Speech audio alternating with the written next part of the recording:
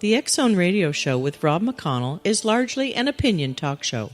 All opinions, comments, or statements of fact expressed by Rob McConnell's guests are strictly their own and are not to be construed as those of the X Zone Radio Show or endorsed in any manner by Rob McConnell, rel-mar McConnell Media Company, the X Zone Broadcast Network, its affiliated networks, stations, employees, or advertisers.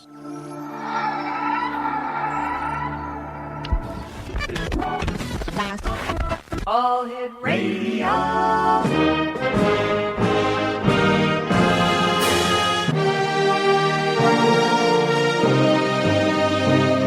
Welcome to the X Zone, a place where fact is fiction and fiction is reality. Now, here's your host, Rob McConnell.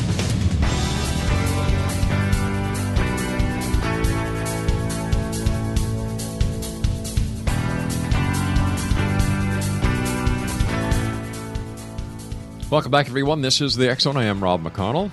And yep, we're still in our broadcast center and studios in Hamilton, Ontario, Canada. If you'd like to send me an email, over the past 28 years, the email address has not changed. xzone@xzoneradiotv.com, on all social media sites, X-Zone Radio TV. To find out about the great programming we have available for you 24/7, 365 on the X Zone Broadcast Network, visit www.xzbn.net. And we're heard around the world on the Talkstar Radio Network, the Mutual Broadcast Network, the X Zone Broadcast Network, and iHeartRadio. X Zone Nation, my guest this hour is Guy Malone, and a childhood experiencer of visitor phenomenon. Guy Malone is perhaps best known for his book, Come Sail Away, UFO Phenomenon The Bible, and his controversial public lecture detailing a probable terrestrial or man-made explanation for the famous 1947 Roswell crash. In 1997, Guy moved to Roswell, New Mexico as a missionary targeting those whose belief in aliens had become their religion. He has worked off and on with the Roswell UFO Festival in various capacities over the years and has organized several independent conferences bringing together top UFO researchers with different beliefs to compare their views. He has appeared in many publications and documentaries, including the History Channel's UFOs in the Bible. He currently has a prominent role in the new documentary film, Alien Intrusion, Unmasking a Deception, which opens in 700 U.S. theaters this January, or January past, I should say, and is currently playing internationally. Joining us now is Guy Malone. And Guy, welcome back to the X Zone. It's great to be back, Rob. It has been many years, I believe. It has, but I'm glad you're with us today. Congratulations on all that you've accomplished over the years, Guy. And when you were with us a couple of years ago, we talked about your man-made view of the 1947 Roswell incident. Could you recap that for us who may have not heard you back then but are listening to you now around the world? Yeah, I appreciate it. I'm far from the only researcher who's taken this angle lately, going back as far as the year 2000. One of your guests, Mike Heiser, was my introduction to this line of thinking. And when I get the opportunity to lecture publicly in Roswell on it, you got to understand I'm presenting a man-made view of the Roswell incident during the UFO festival when people have traveled from all over the world to hear about aliens. Yeah. So when I get up in front of a room to do a lecture on this, before people even might want to walk out on me, I'll say that all you need to do to almost completely convince yourself of this point of view, and I'll say this to your listeners as well, is Google the term Operation Paperclip and the term Nazi UFOs. Yeah. And you will convince yourself of this view in less than an hour. I don't even have to have an audience. If you have access to the internet, the information that is available today that has been declassified in the last decade or two that people simply didn't have access to during the 1940s and then the 1970s and the 1990s, when all of this, the alien view was being most heavily promoted or believed or investigated, and then I'd say popularized by Hollywood and UFO researchers. None of this was available. But it's extremely well known that the Germans during World War II, the Nazis, they were inventing these advanced aircraft There's pictures and websites detailing the prototype views, the plans that the advanced Nazi engineers were coming up with. Mm-hmm. They didn't have a whole lot of operational models, but those that did, when you compare their photos and even their sketches, diagrams, when you compare what is now available to, say, eyewitnesses of the Roswell crash, the famous books by like Kevin Randall, Don Schmidt, mm-hmm. those ones that came out, first popularizing the Roswell incident as an alien crash, they talked to eyewitnesses that were rounded up, military people, and they drew what they saw, what they claimed to have cleaned up. And when you put those images side by side with the German Nazi mm-hmm. experimental prototype craft of the era, you're like, holy cow, that's a match. Yep. It's really powerful when you do it on a PowerPoint and do them side by side. But what a lot of people also didn't know about in the 90s, or until the 90s, when this became declassified, mm-hmm. was that the United States government, through a program called Operation Paperclip, brought over 100 German Nazi technological scientists to the U.S. We stuck them in underground bases right here in New Mexico, Fort Bliss, Texas, Dayton, Ohio, where if you know your Roswell lore, that's where the wreckage wound yep. up after it was shipped out of Roswell and out of Texas. So we had Nazis on the U.S. payroll living on foreign soil, but the president at the time, Truman, had said, no, we weren't going to allow this. But it was happening anyway, and we brought them over for the same reason that Russia and Argentina and other countries smuggled the Nazi scientists out of Germany before they could face war crimes, is for the advanced technology. Sounds like you are familiar with The View. Nick Redfern has got a lot of headway with his books and conferences appearances, too. I know you've spoken with him on this, too. He and I, we were on the front page of the Roswell Daily Record this last summer, sharing the headline, putting the terrestrial back in extraterrestrial or something like that was the headline. It was a very well done article they did on he and I sharing this view publicly. So let me ask you this, Guy. All these so-called UFOs that people are seeing and reporting around the world, what are they? I don't have one single answer mm-hmm. For anything, honestly, and because I don't think there is one single answer that encompasses everything. I know if you talk to any Mutual UFO Network mm-hmm. Researcher, or whether they're with MUFON or not, people always find out that up to 95% or more of the UFO sightings, when investigated, are simply misidentified. Right. They're left that way to where it really was just an aircraft, mm-hmm. literally the planet Venus, not swamp gas, but literally the planet Venus is one of the more common things that they find out. And there's only a tiny single-digit percentage that remain unidentified or unsolved, so to speak. And I think that there is a ton of man-made tech that any ground witness, even if they were in the military, or even if they were a trained pilot and they saw their sighting in the air, that they simply would not be familiar with because it's so compartmentalized, need to know, that it would be foreign or alien to them perhaps. But I do give a little credence to the 1% as well that could just be paranormal, what we used to call jinns and genies mm-hmm. or will-o'-the-wisps, all kinds of things like that. I think there is room for that, but because I have such a religious angle in a lot of my other work, I don't like to take the approach that I just write everything off as supernatural or demonic. That something really has to go through a lot of filters before I'll even go there to entertain, especially if you're just talking about a UFO sighting where someone on the ground, something comes close to them. It could be paranormal, it could be man-made, but I would never say there's any one answer that covers everybody's experiences. So why do you think the Roswell incident took off as the mecca of ufology?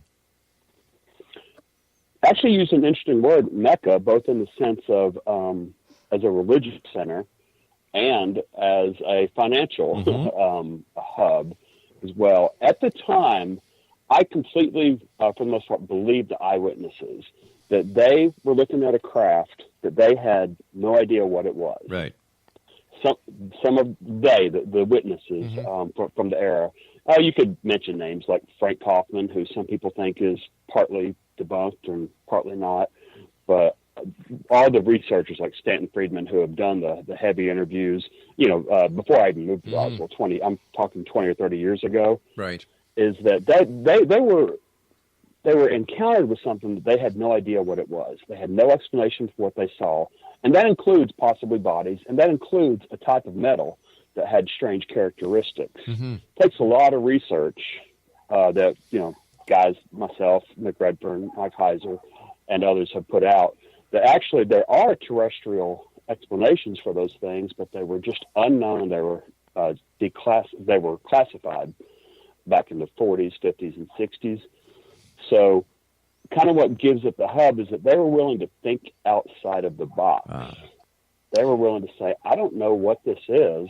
Could it be alien? And it sparked the imagination. It did. Now, the present reality is it sparks a tourist trade, and there's a lot of financial interest in promoting the alien view. Sure. I live in the middle of that as well. Guy, stand by. You and I have to take our first break. X-Zone Nation. Guy Malone is our special guest.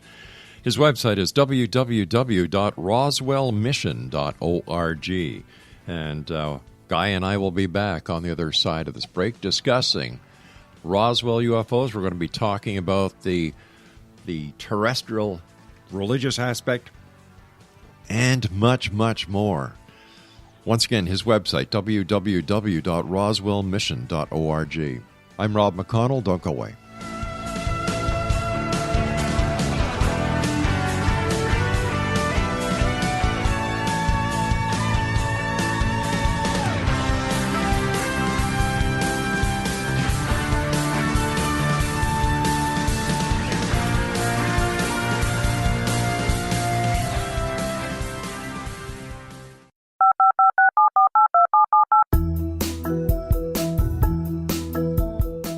Did you know that when you're on the road with limited data or Wi-Fi, you can still listen to the X-Zone Radio Show with Rob McConnell, The Science of Magic with Gwilda Wiyaka, X-1, Dimension X, Space Patrol, and every minute of the X-Zone Broadcast Network by calling 213-401-0080, courtesy of Audio Now.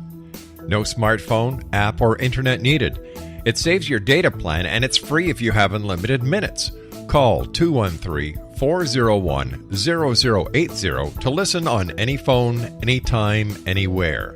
Remember, 213-401-0080 for the best of the paranormal, parapsychology, and sci-fi radio programming anywhere, 24/7, 365.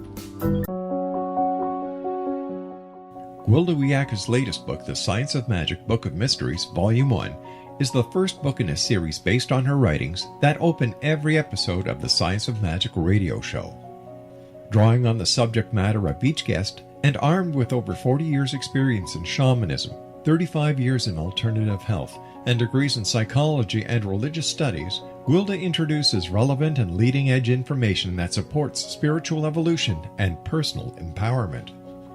Rich with wisdom and inspirational quotes packaged in digestible segments, this is a book that will pull you from cover to cover. It will also serve as a daily inspirational reading for years to come. The Science of Magic Book of Mysteries, Volume 1 is available at our website, tsompublications.com, amazon.com, and wherever fine books are sold. Back in Victorian England, a famous theologian posed a perplexing riddle. Why are the two top personalities in the Bible tagged with the numbers 7 and 11? Academics agree the answer is found in the stunning discovery of a hitherto secret Bible structure explained in a new book called The Genesis Grid. The discovery is so simple that preschool children could illustrate it. Certain claims are hugely controversial and may offend some, but at the X-Zone, we've studied this awesome new book and agree with one expert, and I quote, "These discoveries appear to be beyond coincidence." So who or what hid this wonderful pattern in the Bible, and what might they do next? Find out more, X-Zone Nation, and read reviews on www.genesisgrid.co.uk. That's www.genesisgrid.co.uk.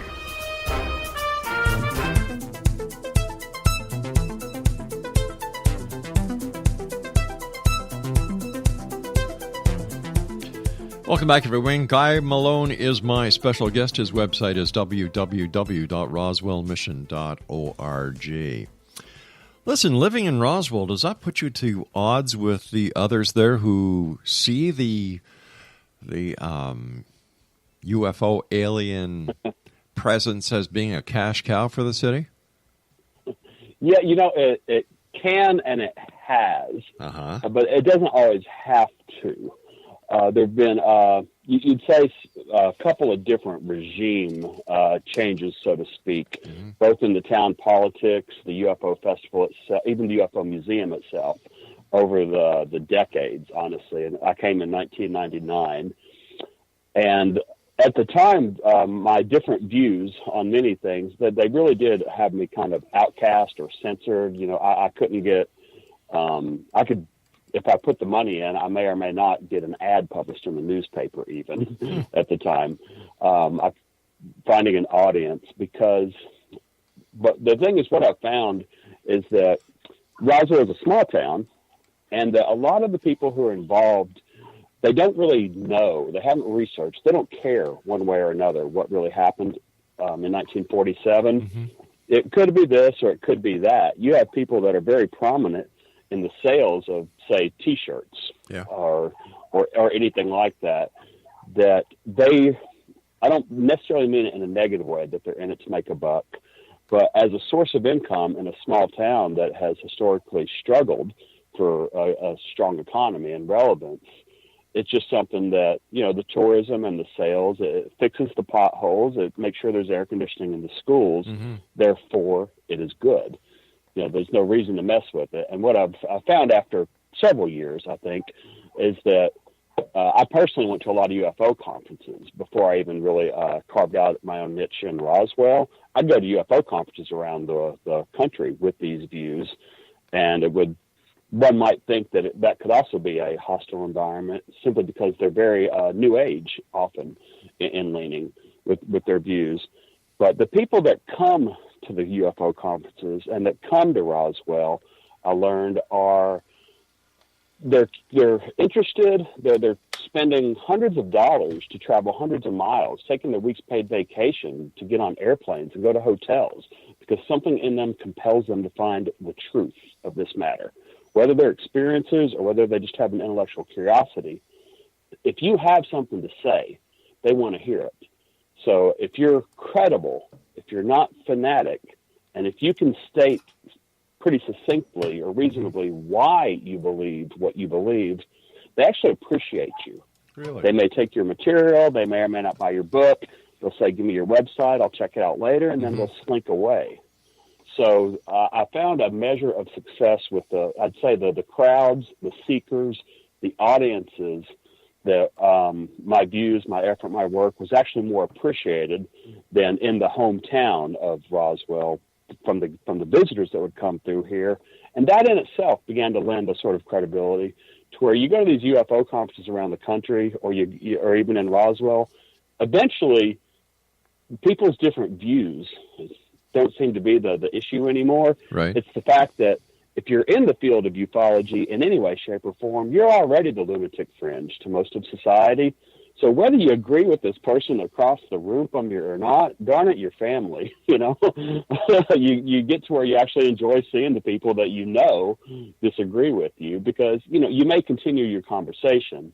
But then even here in Roswell, I've found that a lot of the people, they're either public employees like city, parks and rec, or city managers and things like that. They're not vested either in the man-made or the alien view of Roswell. They're not vested in one religious view or another or how such topics could impact that. If Roswell was known for having the largest ball of string on the planet Earth and that attract tourists, I think that most of the same people who are involved in the UFO industry would be involved in the largest ball of string industry in Roswell. But what does that do for the credibility and the belief of so many that Roswell actually was a place where extraterrestrial craft crashed and that the bodies as well as the craft were flowing out of there? And what does this say about the so-called witnesses who came forward over the years to give statements? doesn't that tarnish the town, its reputation, and the very topic of UFOs? Not in the way that you're phrasing it, because, again, I feel most of the witnesses are pretty credible. They're telling the truth. You can go back 50 years ago. I mean, the idea of aliens is ludicrous.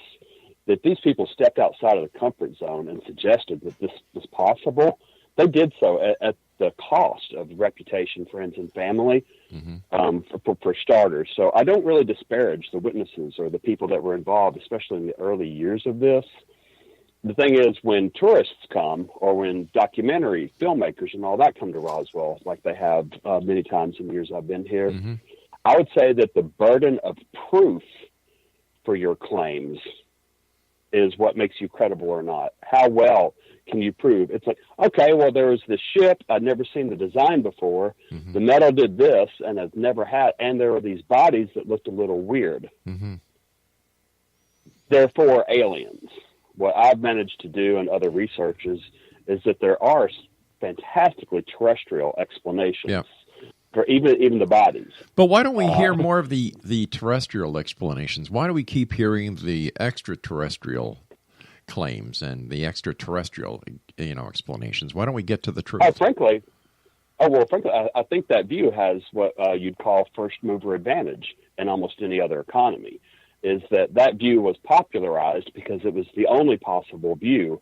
People didn't know about Operation Paperclip until at least the 70s. It wasn't in a book until the 90s. The fact that Nazi scientists were building these winged triangle-shaped craft that had different methods of propulsion, and side by side with Ken Arnold's famous flying saucer photograph, it's the same craft. And you know it now when a researcher comes out with 50 years of hindsight and says, here's what it was. But Steven Spielberg hasn't made a movie about that view. All right, but knowing the Operation Paperclip existence, knowing that when you put the information about Operation Paperclip next to the witness statements and so on and so forth of the members of ufology, one has to wonder what the ultimate goal of organizations like MUFON is if they are continuing to dispel fiction. Yeah, MUFON's bigger than just the Roswell incident. So they're doing a worldwide body of work that they're investigating. But I definitely see your point. Yeah. It's such a common question. I actually have a PowerPoint slide for it for the end of my lectures when it comes up. Off the top of my head, I don't know the quote, but it's like it goes that it's hard to convince a man of one point of view, or it's hard to convince a man to understand something when his paycheck depends upon him not understanding it. So no matter what the evidence you present for here's an explanation for the bodies, here's a very valid explanation for the metals, here's a very valid explanation for how the ship got here and how it crashed. So let me they may not believe that, but your audiences that don't have a vested interest or one way or the other, they walk away and often come to a very different conclusion than the people who are claiming it. Therefore, it had to be aliens. So let me ask, or let me put it this way: the only reason that ufology is so prevalent when it comes to the Roswell incident is that because people are making money off it, and as long as people are making money off it, the myth stays alive. That is probably 3/4 of the battle right there. Yeah, and there's the I want to believe factor. There are a certain number of people that they've just made up their mind.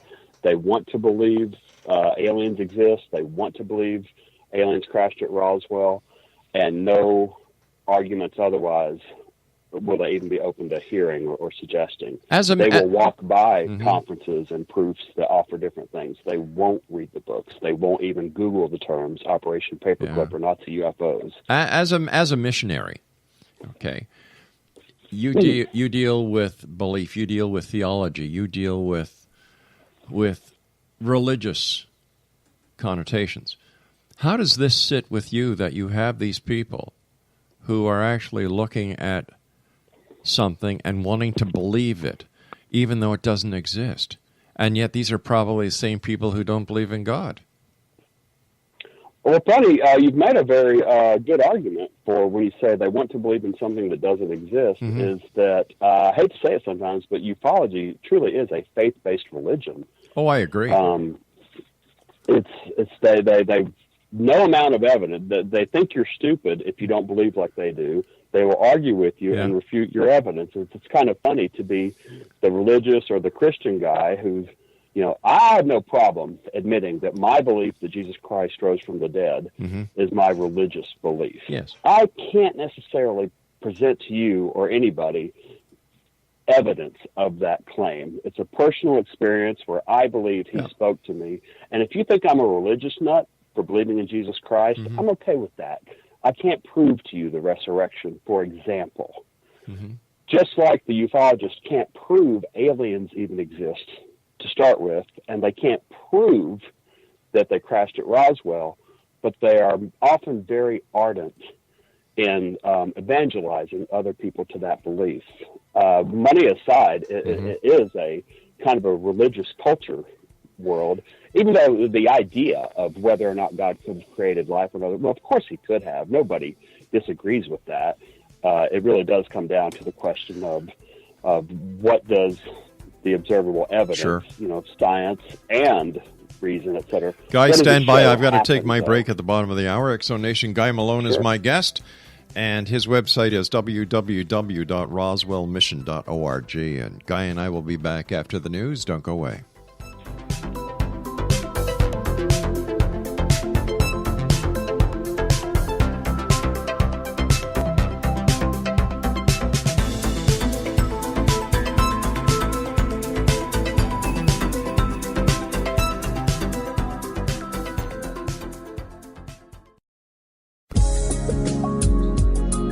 Broadcast studios in Hamilton, Ontario, Canada, to the world and beyond. You're watching the X-Zone Broadcast Network, www.xzbn.net.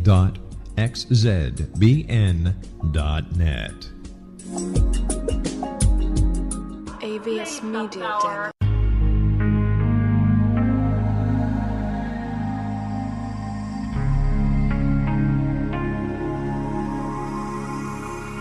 The scientist and the mystic have been on an age-old, relentless search with one thing in common. They seek truth. Their paths converge in the 40,000-year-old practice of shamanism, an ancient science delving to the quantum level of life, facilitating healing, manifestation, and evolution.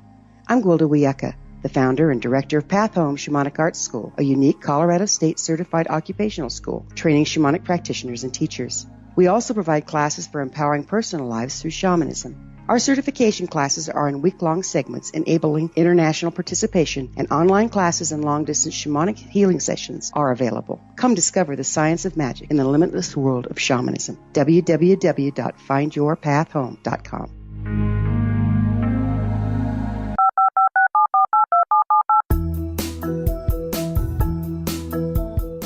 Did you know that when you're on the road with limited data or Wi-Fi, you can still listen to the X-Zone Radio Show with Rob McConnell, The Science of Magic with Gwilda Wiyaka, X-1, Dimension X, Space Patrol, and every minute of the X-Zone Broadcast Network by calling 213-401-0080, courtesy of Audio Now. No smartphone, app, or internet needed. It saves your data plan, and it's free if you have unlimited minutes. Call 213-401-0080 to listen on any phone, anytime, anywhere. Remember 213-401-0080 for the best of the paranormal, parapsychology, and sci-fi radio programming anywhere, 24/7, 365.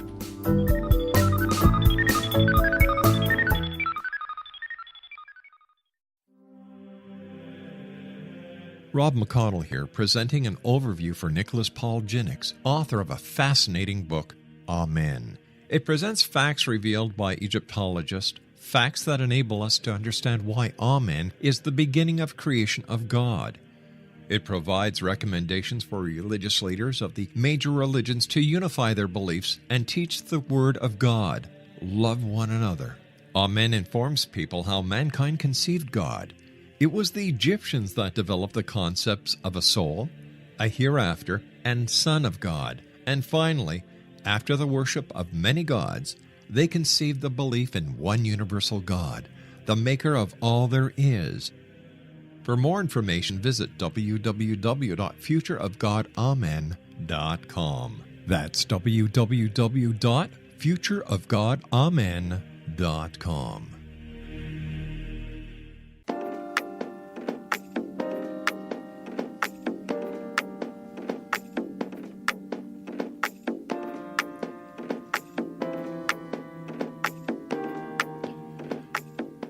Welcome back, everyone. Guy Malone is my guest, www.roswellmission.org.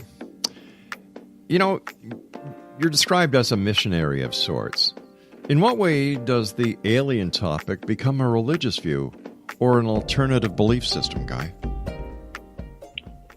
It's kind of when people take the factual experiences, or at least what they believe, and then start injecting some almost irrational things to it. It's one of the more common things, I think, that was made popular first almost 15 years ago, of the UFOs in the Bible History Channel special, kind of the prelude to Ancient Aliens. Right. Dr. Heiser and I were both interviewed for that, and a few others.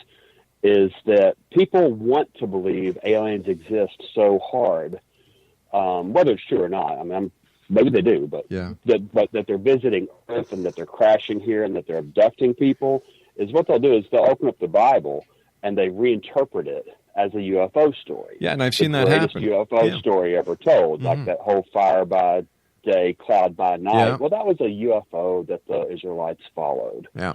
When Elijah went up in the sky, he was beamed aboard the mothership. Same with Jesus.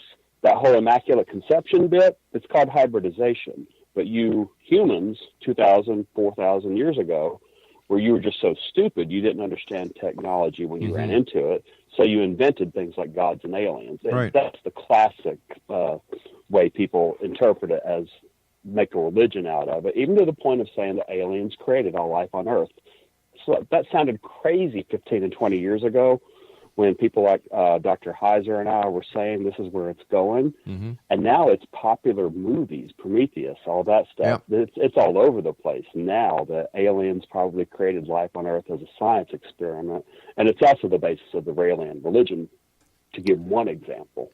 I was speaking to Reverend Dr. Barry Downing earlier this week. And, you know, I've known Barry for 20 some odd years now, and that is his belief. You know, and this is what he talks about. It is. His book was actually, it came out, I think, in 1968, the same year I was born. I'll turn 50 this week, so I think it's kind of oddly providential that the year he published that book was I born to counter. I don't know. It's always been a weird thought for me. But I've had very limited, in fact, I misquoted him once and he called me on it, but I've had very limited experience with him personally, even via email. But you're right. That is a popularized belief out there, even though, if I'm correct or not, he'll say, this could have been this. This could have been this. Is it possible? He's real careful in his phrasing. And I think his beliefs are orthodox on Jesus. I think he would actually be offended if someone said the Immaculate Conception was really an alien hybridization and that Jesus is half alien. That's where he got all those superpowers from.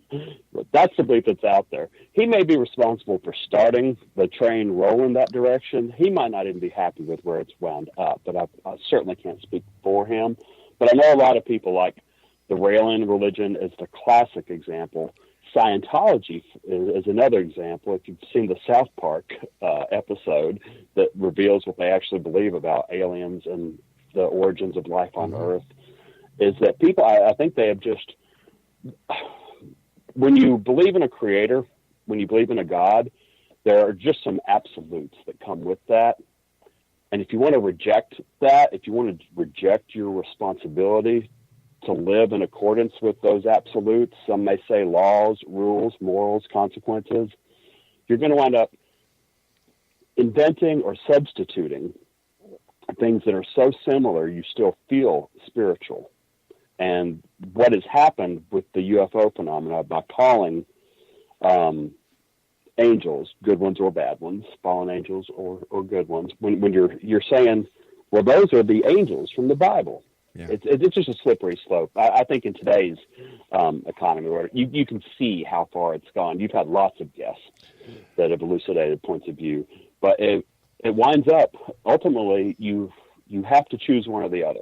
You will literally reject the God of the Bible, Jesus Christ as his soul incarnation, et cetera, if you believed the claims of ufology, at least the more spiritual, religious-leaning claims of them. And it does become a mission field. I think you have to present some pretty convincing evidence to people that this is not what they think it is. And that's really where a lot of our work, myself and others that you may have known of, Joe Jordan, Mike Heiser, have come in and actually being able to change some people's minds. Let me ask you this. As a missionary and a man who believes in God, Jesus Christ, and the good book, why do you think there is such a need by so many to believe in extraterrestrials? I think Mike Heiser did a real good job on a 2009 lecture of why people believe in an extraterrestrial God. They are trying to replace responsibility to live in your life as if there is a God by taking the aliens are omnipotent. They know everything about me. They've been looking over me my entire life. Yeah. They have a plan. You know, the classical theological term is providence. They have a plan. They abducted me and they raped me and they poked me and prodded me and they cloned me. And before I was even born in this life, in the past life, I agreed to it for the good of humanity. And that's my experience. My book is kind of autobiographical. Yeah. My whole interest in this started because I'm an abductee. I'm an experiencer. I spent half my life in fear, sort of, that these were going to come back for me. That's what Whitley Strieber's book said. In your 30s, it's going to happen again. It's going to happen to your children. Tell us about your experience. It was mostly childhood experiences. Some of it is now. Even though I told you I'm almost 50, so when I grew up, there was no internet or X-Files or even Steven Spielberg feeding these belief systems. But I have a lot of memories that sometimes I call them dreams, sometimes I call them daytime playmates, but like of large entities with big eyes trying to tear me apart and eat me, holding me to my bed when I was a kid, travel, looking out windows on a train, where these nurses with big eyes and masks covering their face literally were having sex with me. And I write about this. I put it online in the 90s after the Heaven's Gate cult suicide. Yes. One of the more conscious memories has to do with a praying mantis in my front yard, except he was like 3 or 4 feet tall. And I was kind of held there just to listen to him do his little teaching on me. And I was about 8 by then, I think, if I remembered it correctly when I wrote it down 20 years ago. Mm-hmm. And I remember my feeling at the time was I knew I didn't like these guys, but I was also powerless to stop them. So when I say he gave me a long teaching session, it's not that his mouth moved. It seemed kind of telepathic, honestly. But when he was gone, I just went back to playing in my front yard. There's an actual timeline memory there. More detailed. I'm not just trying to sell a book. You can read all this online. I understand that. I understand that, Guy. Mentioned. Say that again? I said I know that, and I appreciate that, and I respect that. Yeah. Oh, thank you, yeah.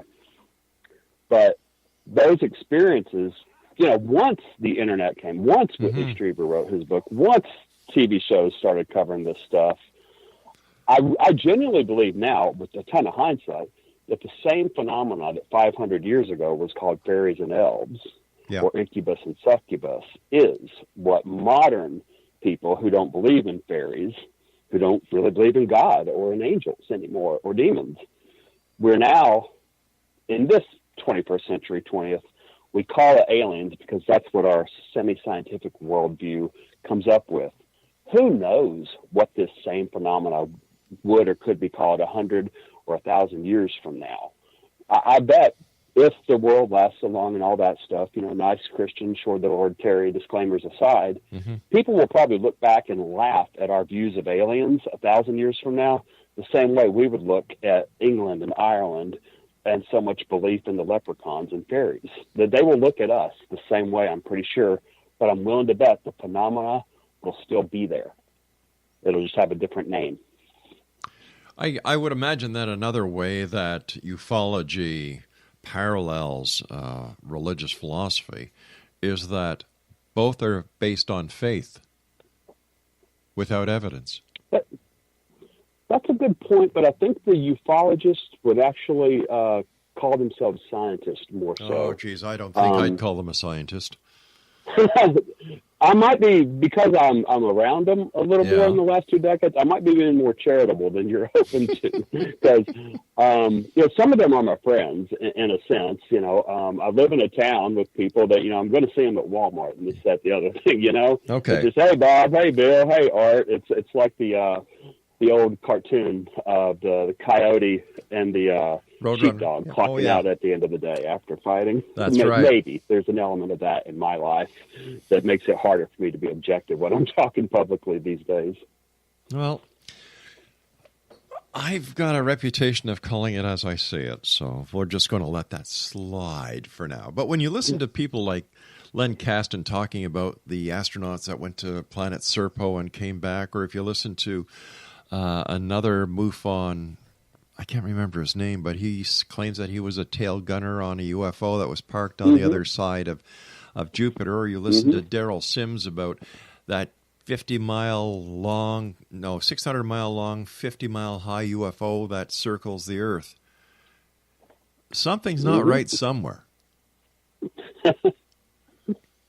Maybe it's too much caffeine. I too call for evidence. I call it, I call BS. I'm like, okay, so you were aboard this spaceship for so long, or it's this big, and they returned you. Could you not have grabbed a box of matches, matchbook, or something to prove? Can you give me any evidence?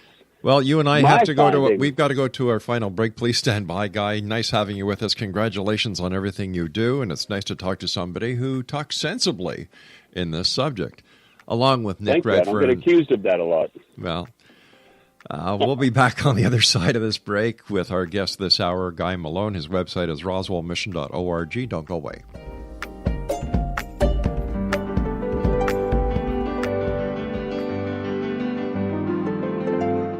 Named one of the world's greatest psychics, Elizabeth Joyce is now giving readings worldwide via Skype. Elizabeth Joyce is recognized for her clairvoyant ability to help find missing persons, her analysis of dreams, past life regression work, mediumship, and her accurate predictions. Elizabeth has been a frequent guest on the X Zone radio show with yours truly, Rob McConnell, now for several years. For an appointment with Elizabeth Joyce, call 201-934-8986 or Skype at elizabeth.joyce. And for more information, you can always visit Elizabeth Joyce online at www.new-visions.com.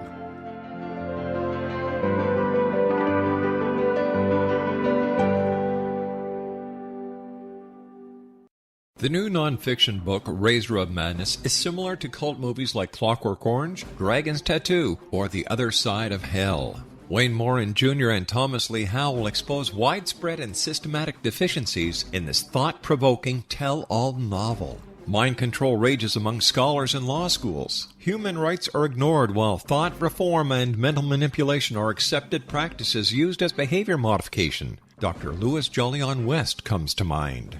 Media and public scrutiny shows that United States mental hospitals are in fact destructive murder industries. Razor of Madness expose novel details this epidemic through an in-depth professional and personal investigation.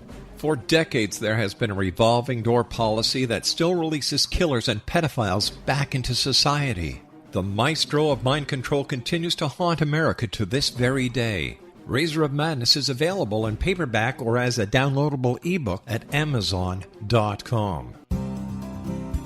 I'm William S. Peckham. If you enjoy a good mystery with a touch of the paranormal, then you'll love my novel, From Out of the Woodwork. It's the story of a young Toronto contractor, Sean Kennedy, who buys derelict homes, guts them, and turns them into multi-family dwellings. Slums just waiting to happen. When Sean buys 29 Livery Lane, the house fights back. Former owners unexpectedly come out of the woodwork as he starts the destruction. The apparitions come to him when he touches old books, reads hidden letters, rummages through old boxes. finds a locket or reads a discovered manuscript of a murder mystery. From Out of the Woodwork will take you from 1899 to the horror of the World Trade Center, September 11, 2001. Check out From Out of the Woodwork on my website, www.williamspeckham.com.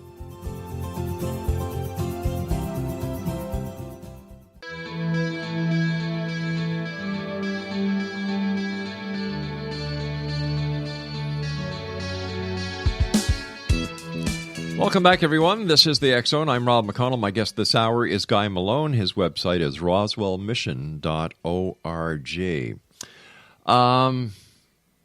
Over the years, talking to so many people doing the show now in the 28th year, there are so many different encounters. There are so many different types of extraterrestrials, so many different things that happen during an abduction.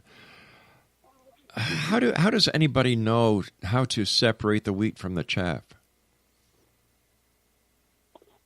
That is, you mean the liars from the fraudsters? There you go. I generally lean towards, I'm going to default to believing people first. I'm going to believe that they had an experience. Mm-hmm. The experience they're describing, however, they're interpreting it because of society and their own mindsets as aliens. I've come recently, in the last decade anyway, to really see that the Bible is full of visions, visionary experiences with super powerful entities. The entire book of Revelation, Ezekiel, the Valley of Dry Bones. When you understand that much of the Bible that is classified as history, stuff that really happened. Yep. Well, it really happened in visions. It really happened in dreams.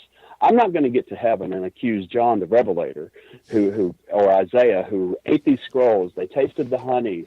They had these marks on their bodies. They had these experiences. They went these places.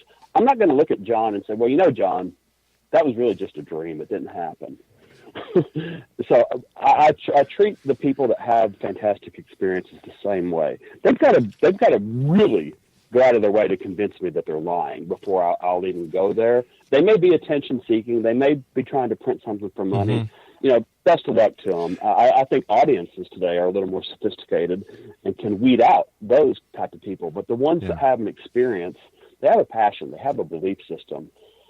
I just happen to think that the Bible actually frames the experiences with angels, fallen and not. There's powerful entities that induce vision-like states that are so real that you can't discern them from reality. And they do happen to multiple people once or twice in the Bible at the same time. I'm talking corroborating witnesses to an event that did not happen in 3D space and time. I think if it's an angel from God, he's doing something that God wants done. Mm-hmm. But I think a fallen angel is taking you a place and leaving you with a message or an impression, like very well. These experiencers become evangelists. Yeah. For their points of view, more so than just booksellers. I've heard so many times by ufologists and so-called experts that if they were brought into a court of law, they could win based on the evidence that they have. So what we did was we came up with a concept for a television show, and we sent out invitations to the top so-called experts. We would pay their airfare, their hotel. We would pay them a fee. But there was a condition. They had to take a polygraph test. Do you know how many people took us up on that? Not one. All of them. No. All of them that were telling the truth, which would be none. Not one of them took us up. Not one. So what does that tell you?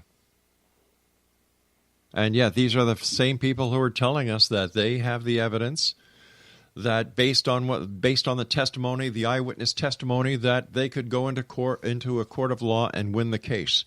They were given the opportunity, and they all declined because they would have to take a lie detector test.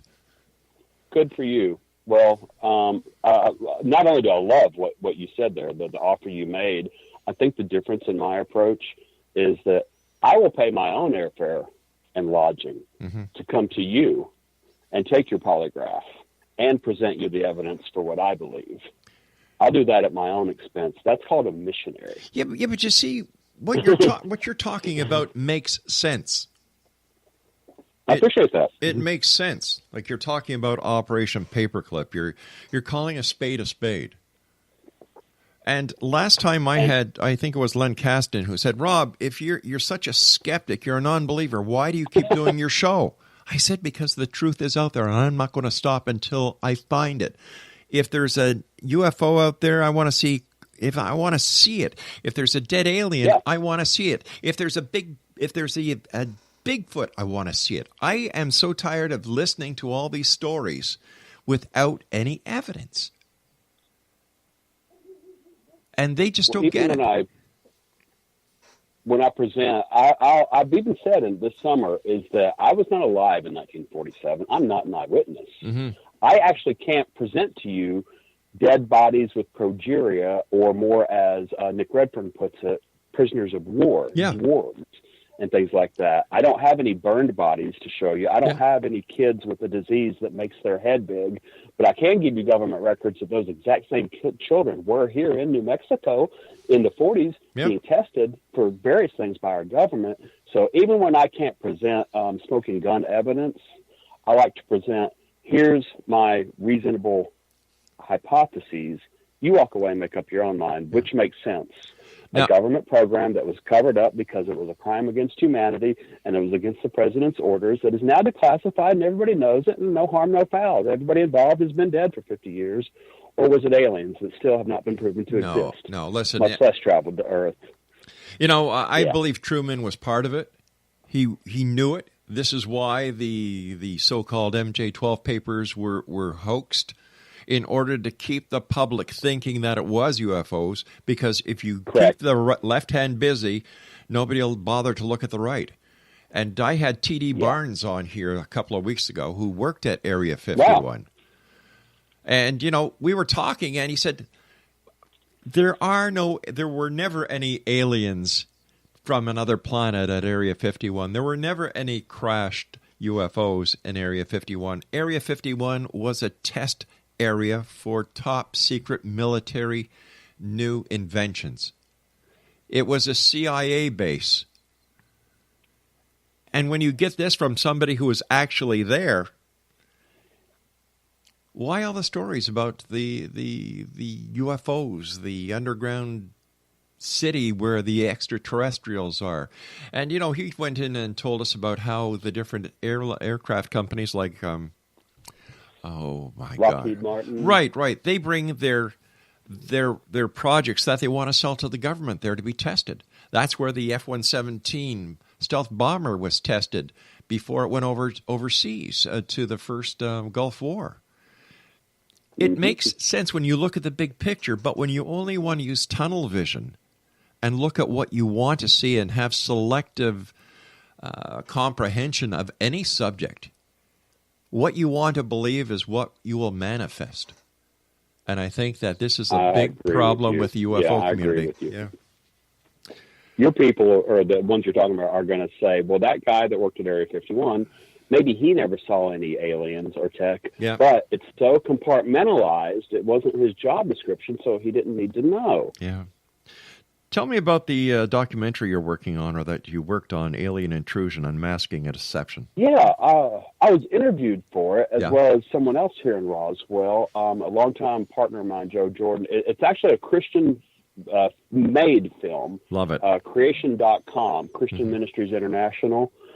He has a best-selling book called Alien Intrusion. It's been huge on Amazon for close to a decade. He spoke over here in Roswell in 2009. Gary Bates.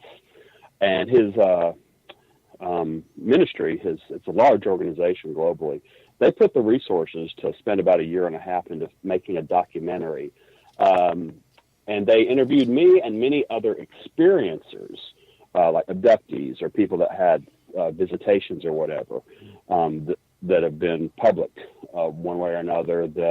Kind of the crux of my belief system is that my abductions, my experiences, I found I wasn't being held by superior technology, by aliens, because literally, just like an exorcism, in the name of Jesus, these experiences eventually stop. And that has proven true for well over 100 people. And he interviewed some of them, and you've got real people giving their real stories. There's a little bit of theology in it. There's a little bit of science in it. But they're arguments that people, that they either fall on deaf ears or they've already heard in some cases. But when you combine some good theology with some good science, and I make the point of CMI actually employs more credentialed scientists, like PhDs in various disciplines, than any other Christian organization or ministry in the world. So they've got PhD scientists doing the space, the faster than light stuff, the alien seeding life on planet Earth. They got good money and good graphics on it. It was a good enough film that it got accepted by a company to run in, I think, over 700 U.S. theaters. It's coming to Roswell in March, and we're hopefully running it during the UFO Festival as well. But I watched it. I'm in it. I tell some of my stories, and I also am one of many people that say these experiences stopped in the name of Jesus, and it kind of proves, along with the visionary experiences, to people that are open to more than one point of view anyway, that if something stops in the name of Jesus, if an alien drops you in your bed or disappears or runs, that might be a spiritual phenomenon more so than it is honest extraterrestrial. So Gary's film covers some of those stories, mine included. I think I appear 5, maybe 6 times at different clips in the documentary. Right. But he also includes Nick Redfern and Norio Hayakawa from the civilian defense thing that studied Area 51 decades ago. Hey, listen, I hate to do this, Guy, but we've run out of time for tonight. We'll have to have you back on. You bet. Thank you so much for joining us and for sharing, and I wish you continued success. And whatever happens, keep us in the loop, will you? Thank you, sir. I will. Take care, Guy. Exo Nation. Guy Malone has been my guest, www.roswellmission.org. I'll be back on the other side of this commercial break with the news as we continue here in the X Zone with yours truly, Rob McConnell, from our broadcast center in beautiful Hamilton, Ontario, Canada. Don't go away.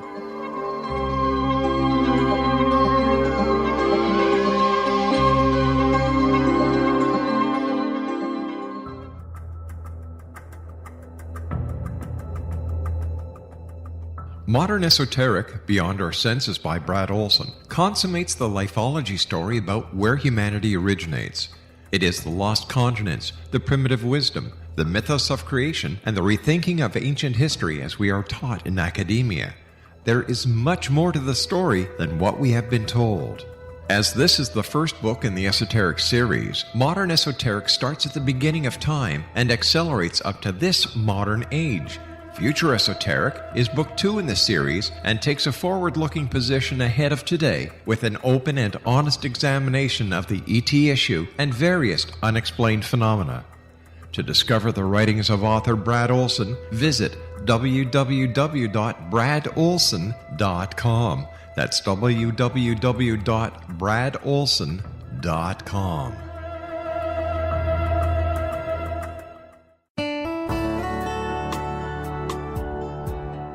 Are you or is someone you know struggling with addictions, depression, anxiety, relationships, low self-esteem, lack of confidence, grief, success, and prosperity? Do you know that your subconscious belief plays a big role in the outcome of your hard work? We can help you permanently change the beliefs that may be the reason for your struggles and failures. We care about getting you the return on your investment and the results you are looking for. We can help you be free of the limitations of your past and in realizing your highest potential. We work with people by phone and Skype. For more information, visit us at www.ritasoman.com. That's www.ritasoman.com.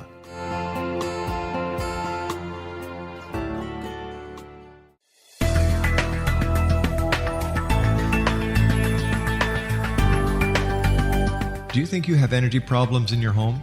Do you feel better when you're away than when you're home? Joey Korn is a global leader in the world of dowsing who specializes in personal energy clearing and space clearing. He can help you create an ideal energy environment in your home no matter where you live in the world. Learn about his remote spiritual house cleaning services and much more at www.dowsers.com. You can get Joey's book, Dowsing, A Path to Enlightenment, as well as other dowsing books and tools, Kabbalah books, and Walter Russell books. Joey's work is really amazing. Go to dowsers.com right now. That's DOWSERS.com or call 1-877-DOWSING. That's 1-877-369-7464.